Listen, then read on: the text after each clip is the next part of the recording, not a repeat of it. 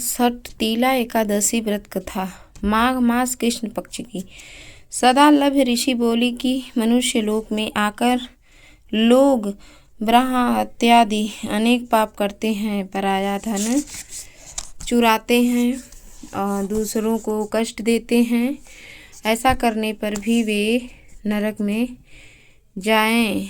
हे ब्राह्मण, ऐसा उपाय कहिए। हे भगवान, अल्प दान करने से अनायास पाप दूर हो जाएं, उसे कहिए।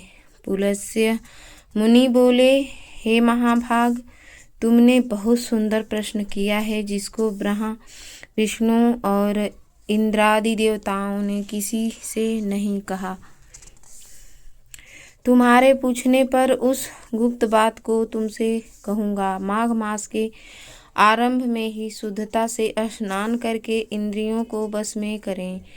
काम, क्रोध, घमंड, ईर्ष्या, लोभ और चुगली, इनसे मन को हटाकर जल से हाथ धोकर, पैर धोकर भगवान की स्मरण करें। ऐसा गोबर लें जो पृथ्वी पर न गिरा हो। उसमें तिल और गुड़ कपास मिलाकर पिंड बना लें।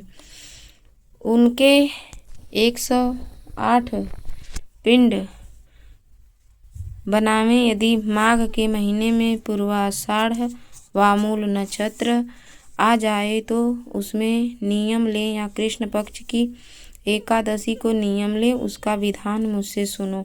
स्नान करके पवित्र होकर कीर्तन करते हुए एकादशी का उपवास करें। रात्रि में जागरण करें और गोबर के बने हुए 108 पिंडों से हवन करें। शंख चक्र गदाधारी भगवान का पूजन करें।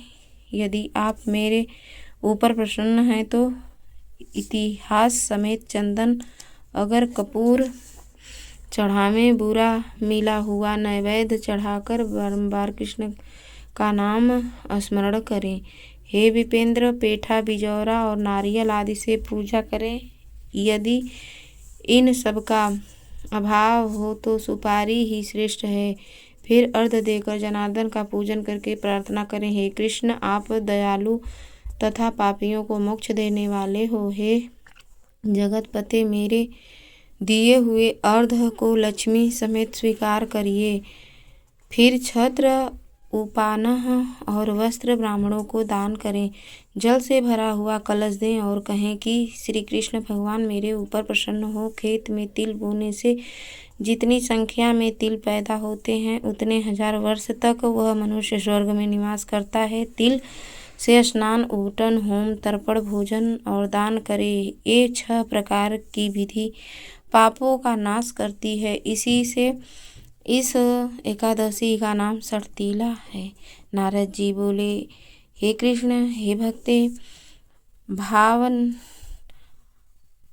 षटतिला एकादशी से क्या फल मिलता है? यदि आप मेरे ऊपर प्रसन्न हैं तो इतिहास सहित मुझसे कहिए। श्री कृष्ण बोले, भगवान, जैसे वृतांत मैंने देखा है वह तुमसे कहता हूँ। हे नारद, एक ब्राह्मणी मनुष्य लोक में ब्रह्मचर्य व्रत का पालन करती हुई देवताओं का पूजन करती थी। वह पूर्वामास व्रत में लगी हुई सदा मेरी भक्ति करती थी। कृष्ण का उपवास करती हुई पूजा में लगी रहती थी। द्विजोत्तम नित्य व्रत करने से उसका शरीर दुर्बल हो गया। फिर बहुत दिनों के बाद मैंने मन में विचार किया कि कठिन व्रतों के करने से इसका शरीर शुद्ध हो गया है। शरीर को सुखाकर इसने स्वर्ग जाने के योग्य अपनी देह बना ली है। इसने अन्न का दान नहीं किया, जिससे कि सबकी तृप्ति होती है। हे ब्राह्मण, उसकी जांच करने को मैं मनुष्य लोक में गया। भिक्षुक का रूप धारण करके भिक्षा पात्र लेकर ब्राह्मणी से भीख मांगने लगा। तब ब्राह्मणी बोली, हे ब्राह्मण, तुम कहाँ से आए, सो मुझसे सत्य कहो। फिर मैंने कहा, हे सुंदरी, भिक्षा दो। तब उसने क्रोध में भरकर मिट्टी का ढेला मेरे भिक्षा पात्र में डाल दिया है। द्विज, फिर मैं स्वर्ग को चला गया। महाव्रत करने वाली तपस्विनी भी व्रत के प्रभाव से देह समेत स्वर्ग में पहुँच गई। मिट्टी के पिंडदान करने से उसको एक सुंदर घर मिल गया, परंतु उस घर में अन्न और धन नहीं था। हे विप्रसे, जो उसने प्रवेश किया तो वह कुछ भी नहीं देखा है। द्विज, जब घर से निकलकर मेरे पास आई और बहुत कुपित होकर बोली कि सब लोगों को रचने वाले भगवान का मैंने बड़े कठिन व्रत, उपवास और पूजा से आराधना की है, परंतु हे जनार्दन, मेरे घर में अन्न धन कुछ भी नहीं है। तब मैंने उससे कहा कि तू जैसे आई है उसी तरह अपने घर चली जा। देवताओं की स्त्रियां कौतूहल के बस तुमको देखने आएंगी।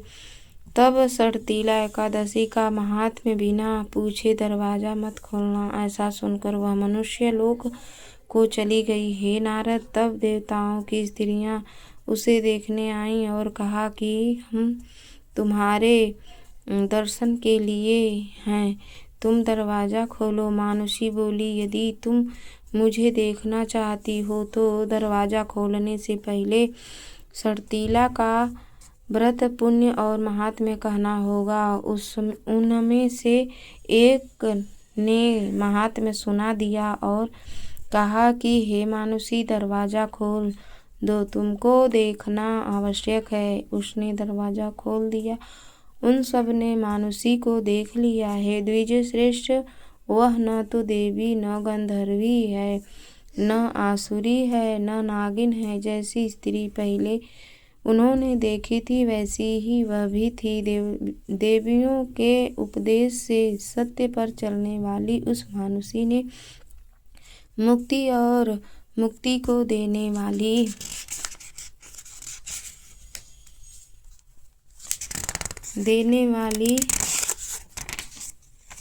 षठतिला का व्रत किया। तब वह मानुषी क्षण भर में रूपवती और कांति युक्त हो गई और उसके यहाँ धन धान्य वस्त्र स्वर्ण चांदी ये सब हो गया। विधि पूर्वक किया हुआ दान सब पापों का नाश करता है। हे मुनि सत्तम, इससे शरीर में थकावट, अनर्थ अथवा कष्ट नहीं होता। फलाहार, इस दिन भगवान श्री कृष्ण की पेठा, नारियल, सीताफल, सुपारी आदि से पूजा की जाती है। इस दिन तिल पट्टी का सागार शास्त्रकारों ने बताया है। बोलिए श्री हरि विष्णु भगवान की जय।